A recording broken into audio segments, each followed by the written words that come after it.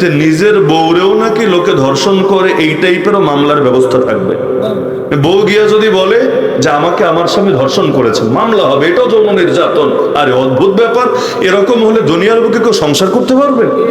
আর কখন সম্মতি আছে কখন না, এটা আদালতে নিশ্চিত করবে কিভাবে? পরে তো বাসায় বাসায় ক্যামেরা লাগাতে হবে, না হলে ম্যাজিস্ট্রেটকে সামনে বসিয়ে দেখো, তুমি দেখো আমাদের সম্মতি আছে, কারো কোনো আপত্তি নাই, এভাবে তখন কাজ সারতে হবে। না হলে উপায় কি?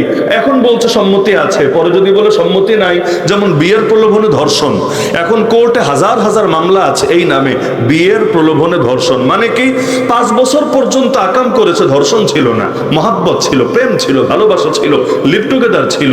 এখন আইসা বলছে কাজ যা করার করছি, তোরে আর বিয়ে করব না, এখন গিয়ে মামলা ঠুকে দিচ্ছে, এটা নাকি ধর্ষণ। অদ্ভুত ব্যাপার। যতদিন পর্যন্ত এই জিনার দরজা খোলা থাকবে আর বিয়ের ক্ষেত্রে মানুষদের কনিষ্ঠতায় ফেলা হবে, ততদিন পর্যন্ত আল্লাহর গজব আসার দরজা সবার জন্য খোলা থাকবে। না হলে বিয়ে করে আপনি ভয়ে যে বউ মামলা দেয় কিনা, ম্যারিটাল রেপ নাম দিয়েছে, বৈবাহিক ধর্ষণ, এগুলো বলতেও খারাপ লাগে, নিজের কাছে রুচিহীন ব্যাপার।